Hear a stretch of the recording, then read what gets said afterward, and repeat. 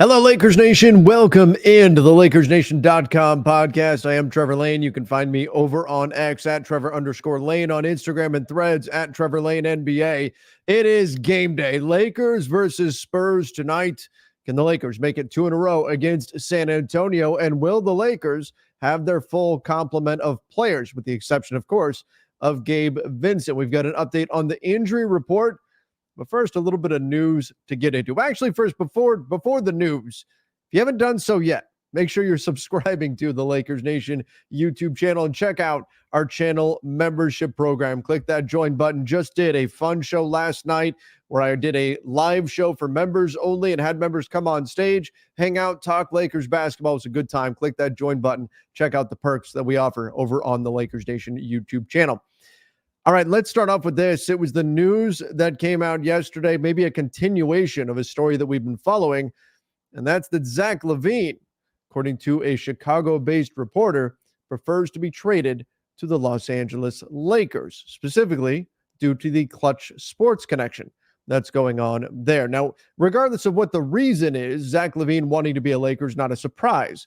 There's plenty of reasons that you could point to, and all of them are certainly valid. Yes, Clutch Sports is one of them. Zach LaVine being a Clutch Sports client. Clutch Sports obviously having a good relationship with the Lakers because of how many Clutch Sports clients they've had over the last few years, including, LeBron James, Anthony Davis, some players who, kind of matter.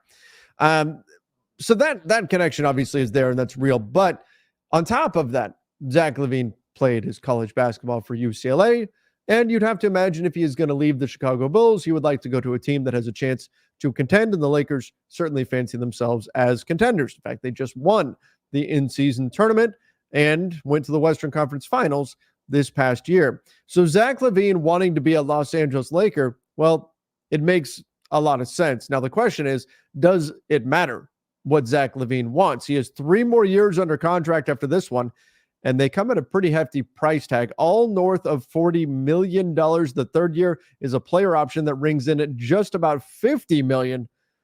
I don't know if that kind of money is what the Lakers really want to be on the hook for, nor will a lot of other teams. In fact, that's why we've heard reports that there's essentially no market for Zach LaVine right now. Now, the Bulls, of course, are going to ask for a lot because guess what? Everybody asks for a lot this time of year on the trade market. The trade market doesn't start getting serious till mid-January, typically. And then, even then, it can take till the trade deadline before teams really put all their cards on the table and say what it is they actually want, as well as the offers get realistic on both sides right now.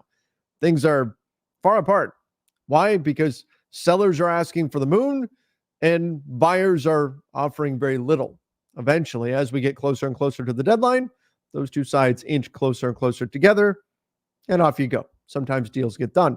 But Zach LaVine wants to be a Laker, and the Lakers have to ask themselves whether or not he's the piece that puts them over the top. I've certainly seen games recently where LeBron James is off the floor, and the Lakers offense does not look good. Does not look good, and you can't help but in those moments think, what would Zach LaVine do right now? What would he do for this team? Is he putting the ball in the basket right now for this Lakers team? Because that would make a difference. Now, I think the issue is Zach LaVine is probably just fine if he's your third guy, which he would be right now on this Lakers team.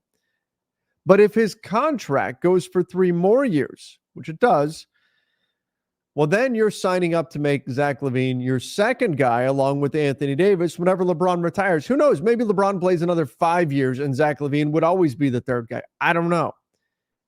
But I think it's more probable than not that LeBron isn't going to play another 3 years. Who knows if he'll even be a Laker after this year? He's got a player option this coming summer. May just wind up going and signing with whoever drafts Bronny. That's certainly possible. So, should the Lakers hitch their wagon to Zach LaVine potentially being their second guy moving forward? That's where I think it gets problematic. And on top of that, it's the contract. We just got out of this. With Russell Westbrook. And I'm not saying Zach LaVine is Russell Westbrook, but we've seen firsthand how damaging it can be to pay a player to be a tier or two better than they are. With Russ, it was even more than that. Russell Westbrook was paid to be a super duper star, right? He was one of the top paid guys in the NBA. He was paid to be the man, and he was far from it. That hurt. It's really hard to build out the rest of your roster and be any good when you've got one guy that's making way more than he should. And again, I'm not saying that Zach LaVine is not a very good player. If you said forget the contracts and you just put Zach LaVine on the roster, yeah, the Lakers are a better team. Even if you said you got to swap out Rui and D'Angelo Russell, yeah, the Lakers are probably still a better team with Zach LaVine. The problem is what else you have to add to that. The problem is what you have to add in terms of players and draft capital, plus the opportunity cost of taking on that long-term salary represents. And then does Zach LaVine fix everything that you need him to fix? Is he a defensive stalwart on the perimeter? No. Is he going to help you out in the post? Is he another big body to go down there and take some of the burden off of AD? No. Can he shoot the three? Yeah, but his numbers aren't that great this season. Would they be better as a Laker? Probably, because attention would be drawn elsewhere. But still, it's not like he's a 45% three-point shooter. So for all the good that Zach LaVine brings, and I have a hard time with this because I don't want to come across like I'm anti-Zach LaVine or I think he's a bad player. I don't think he's a bad player. I think he's a very good player. I just question whether or not this is the move for the Lakers, particularly a Lakers team that just won the in-season tournament. This is a big move. This is a big move. This is you're going to go add a star type move. And you can argue whether or not Zach LaVine is that, but he's paid like that. So for your roster build, he is, and he needs to be that. He needs to be a star.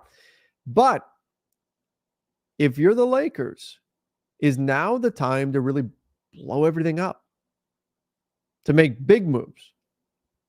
That's where philosophically I have an issue. I get it. If a deal falls in your lap and it's too good to be turned down, okay, understand. Especially if it's something that checks a lot of boxes. But with this Lakers team, they just proved that they've got something.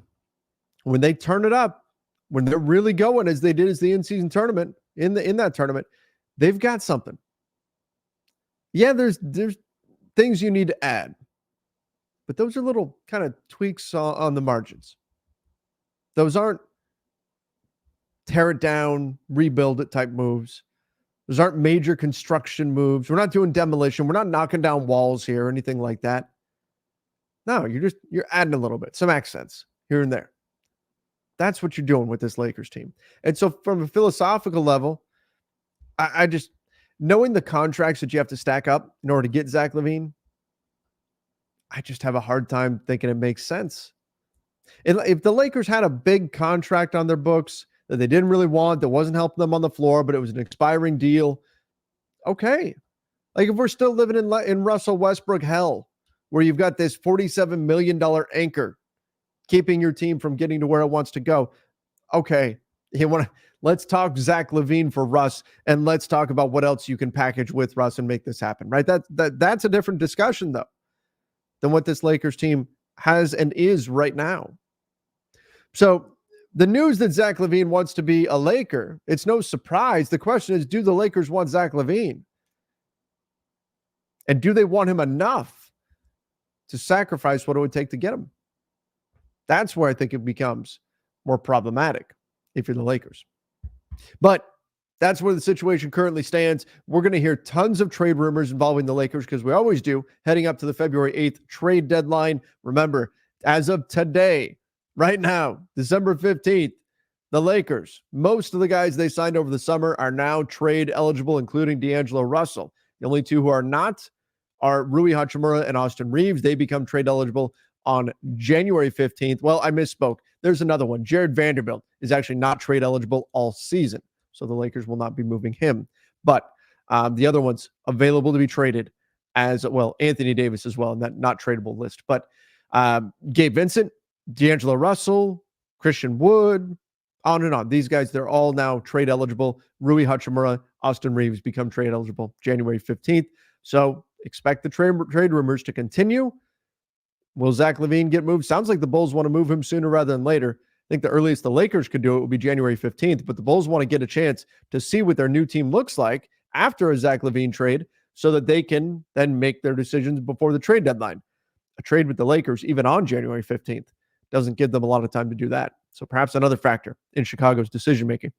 All right, let's jump over to the Lakers injury report. So one surprise on it, actually. Taurean Prince popped up as questionable for tonight's game against the Spurs. LeBron James, Anthony Davis also questionable. Jared Vanderbilt probable to play tonight against San Antonio. Now, we had talked about this, that if Anthony Davis gets to sit out this game, which what does Victor Wembanyama do if AD sits out? Yikes, that could be a little scary. But again, you do not want to be the team that the Spurs snap their losing streak against. It's at 18 games now. The Lakers were almost that team. Don't be that team. That's what you can't have happen. You can't be that team that the Spurs snap their losing streak against.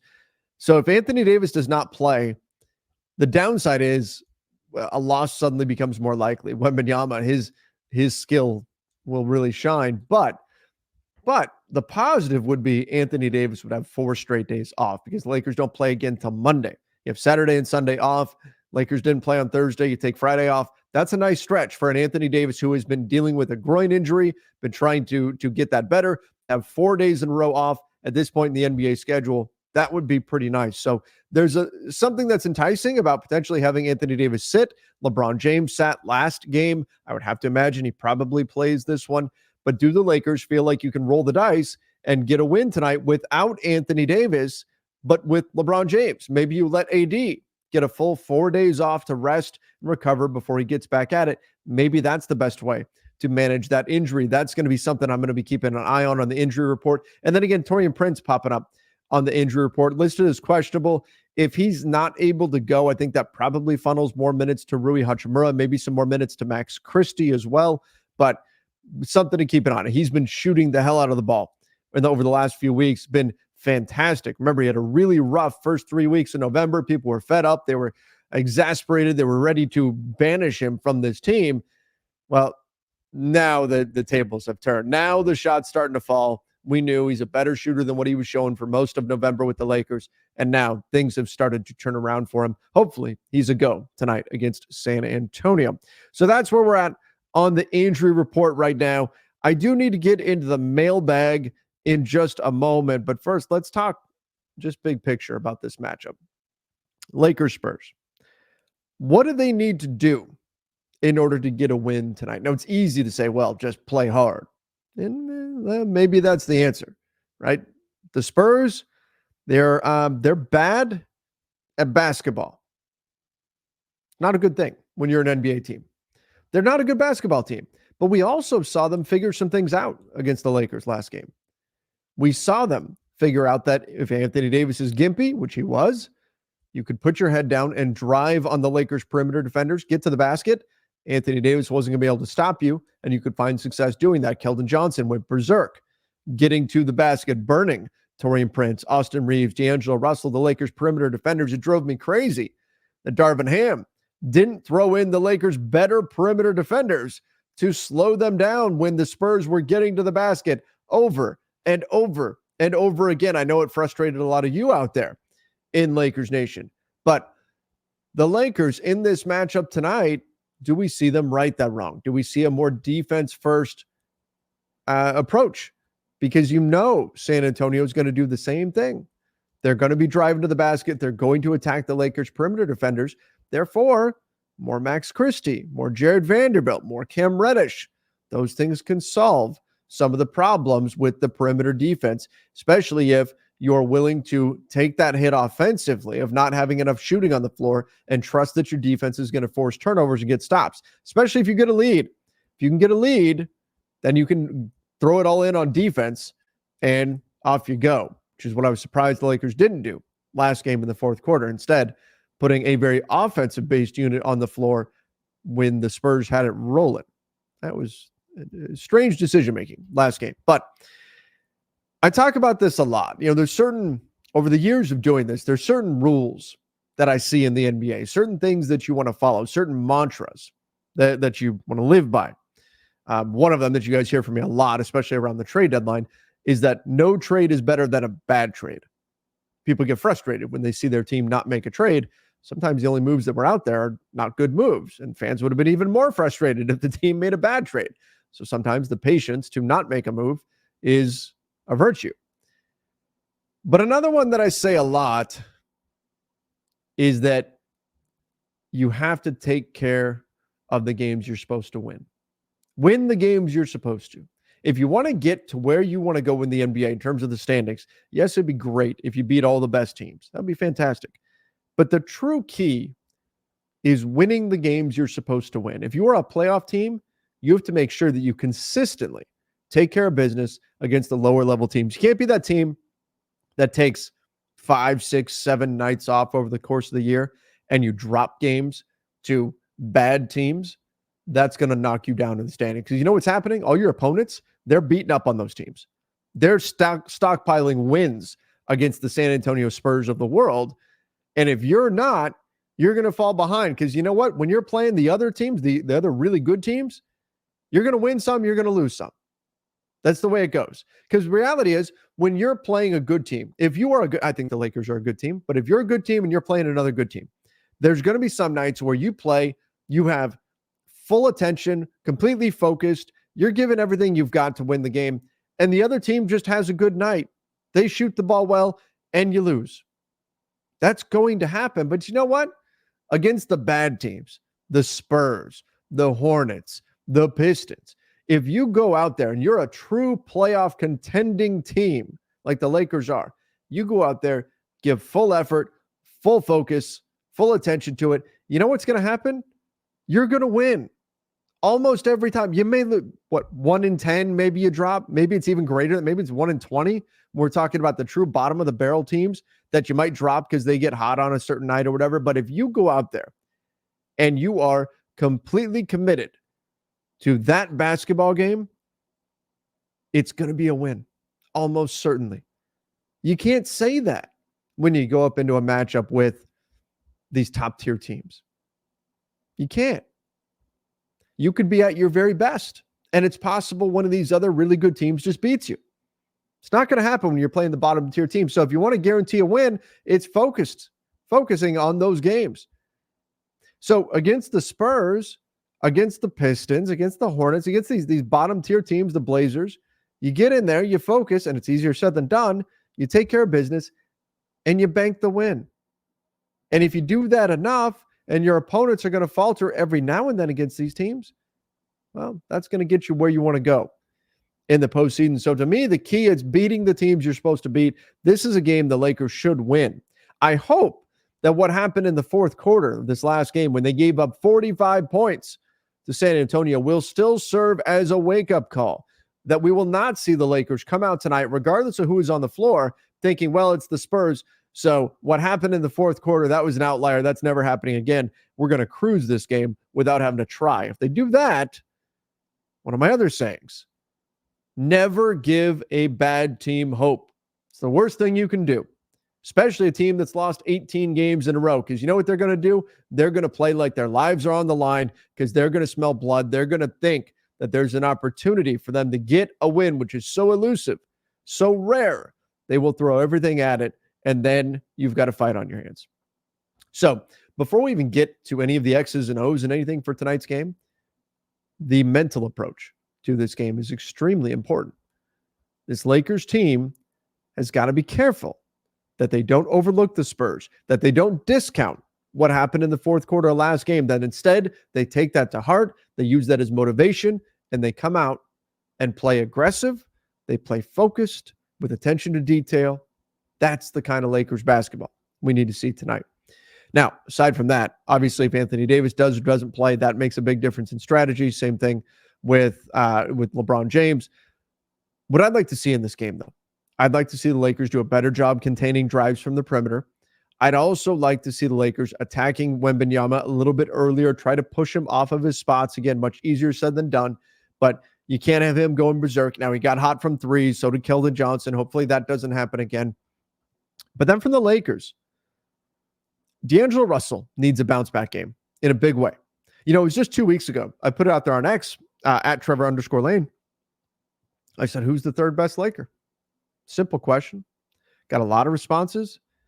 And you know what most of them said? D'Angelo Russell.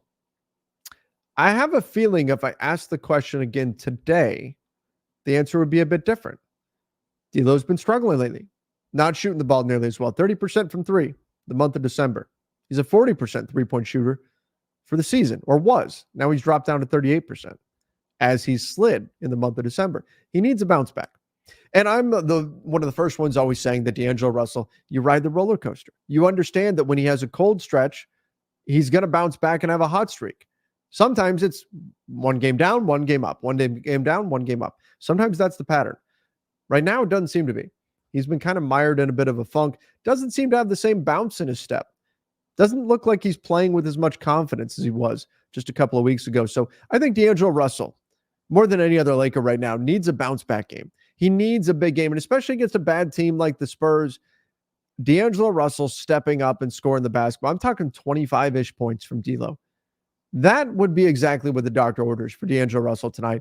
You need him to step up and have a big game, especially if AD or LeBron are out. You really need him to get going. I think Austin is starting to get into a rhythm. Austin Reeves, he's finding his way. Rui Hachimura, he said the mask really is bothering him, that he got hit a few times last game and it would have re-broken his nose if he didn't have the mask on. So it's not like he can just throw the mask off, but he has to wear it and it is bothering him. So I don't know how much offensive production you're going to get out of Rui right now.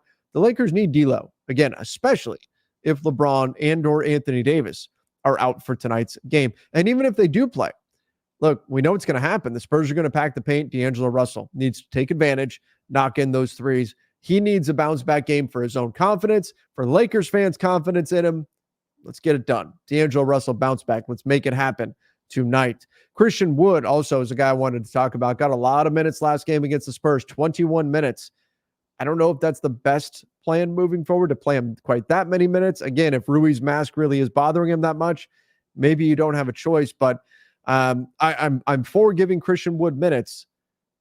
I just am not for giving him minutes and asking him to defend on the perimeter in a game when you're getting lit up by drives to the basket by smaller, quicker players. Let's not do that. Let's not do that. Now, of course, if AD is out, Christian Wood's going to have to play a lot. Same thing with Jackson Hayes, who didn't play much last game against the Spurs. So, look, this game is one that is very much going to be determined by whether or not LeBron and Anthony Davis play.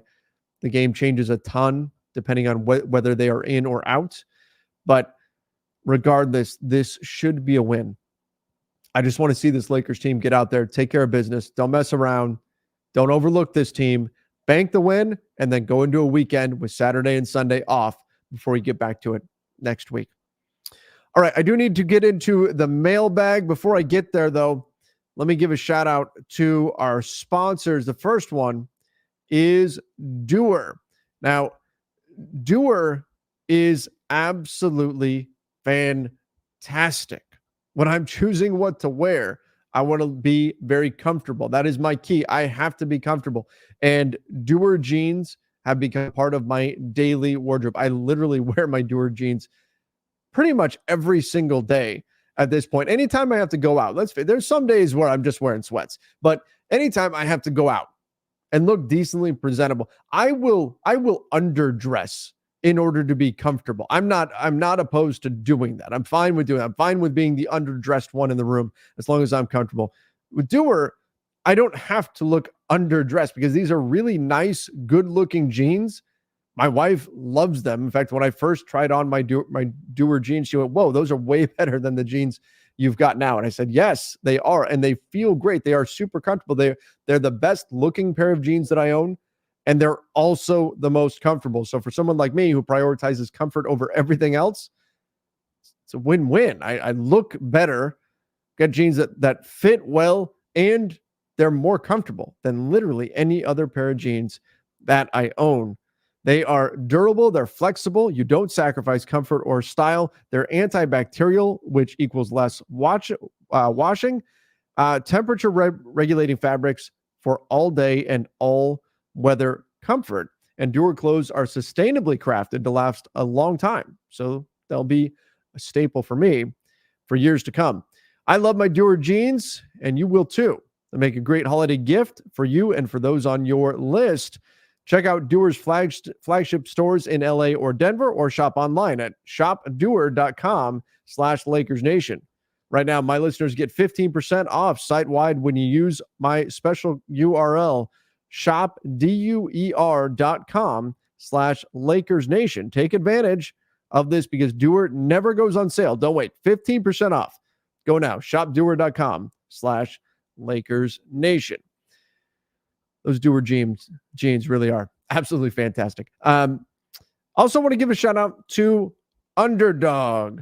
Underdog Fantasy. You guys have heard me talk about them. The easiest place to play fantasy sports. Also the fastest growing fantasy app in the industry. Their pick'em game is so much fun. All you have to do is pick whether your favorite player will have a higher or lower stat total in this week's game for a chance to win big.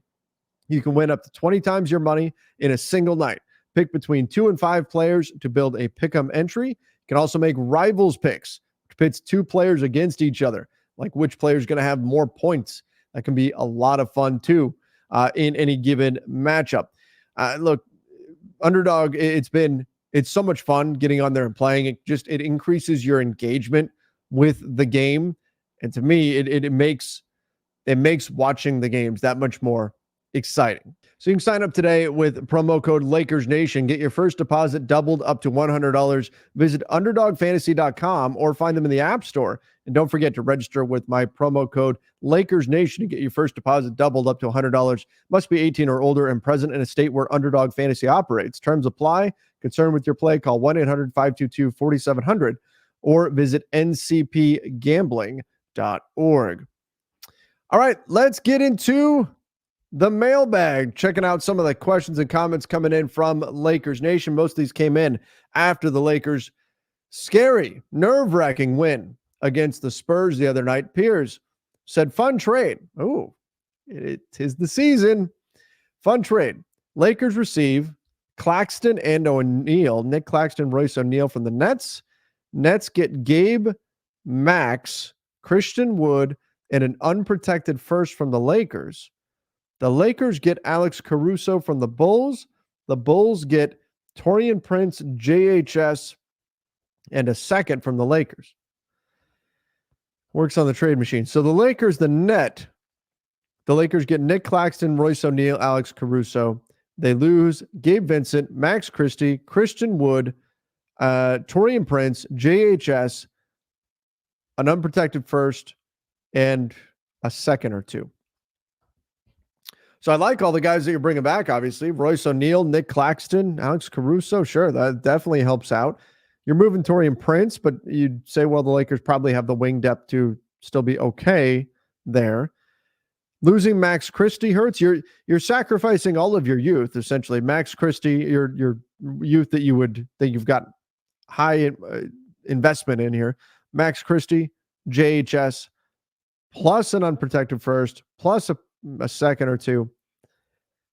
That's a lot of your future. But if you look at that roster for the Lakers, are you winning right now? Probably. And again, you're getting O'Neal back, so that kind of fixes the wing thing. You know, I do wonder, do you just pull O'Neal and Taurean Prince from the deal?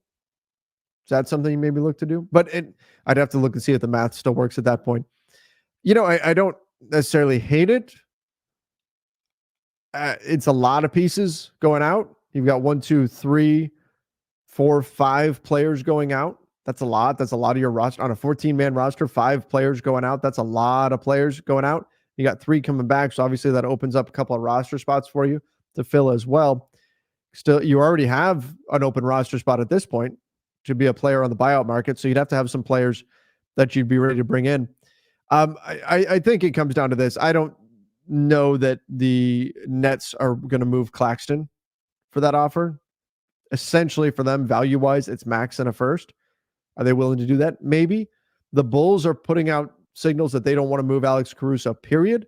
Now, that could be posturing this time of year. It's very possible. There's a lot of teams right now demanding the world for their players if they're going to sell, and buyers are offering very little because, again, it's that time of year.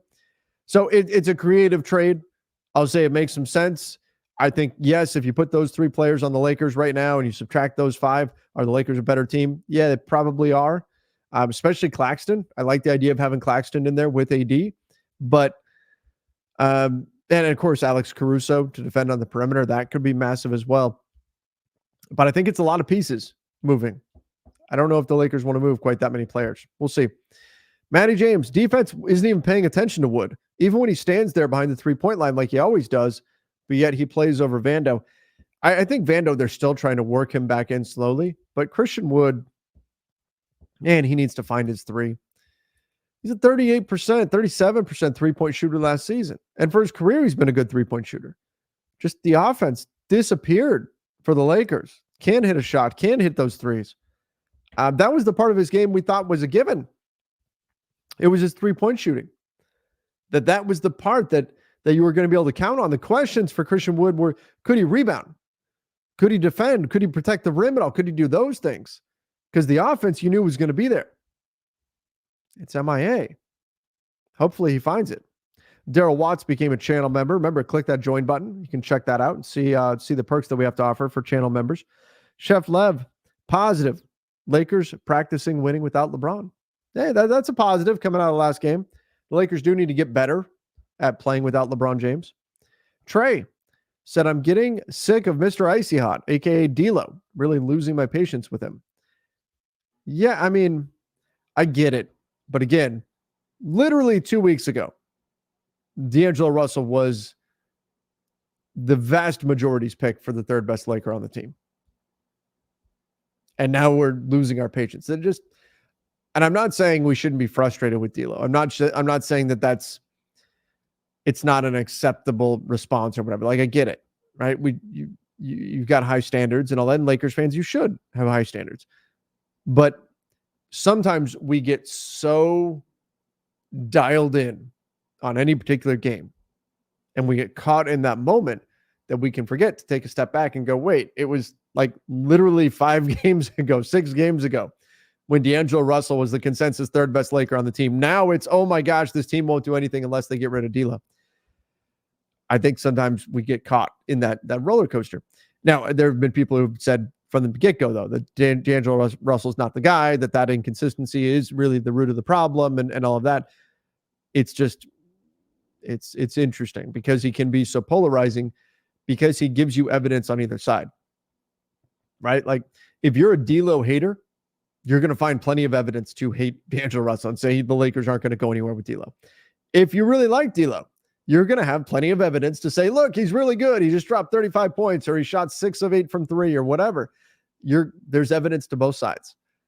And so he's going to be polarizing in that way. Kodiak said, great game.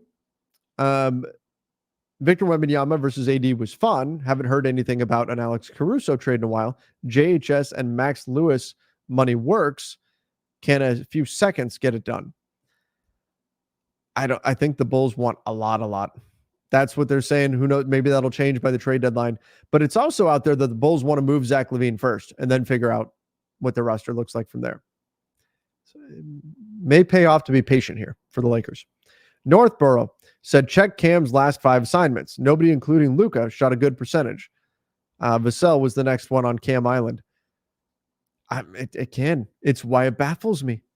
Why not go back to Cam to close out the game against the Mavs? Now, maybe he had a thigh thing or something, but why not go back to Cam to close out the game against the Spurs when everybody's getting burned on the perimeter? Look, it's been one of the more fun stories of the season. Cam Reddish, we're all focused on his offensive game. Turns out he's a really good defensive player, better than anybody expected him to be.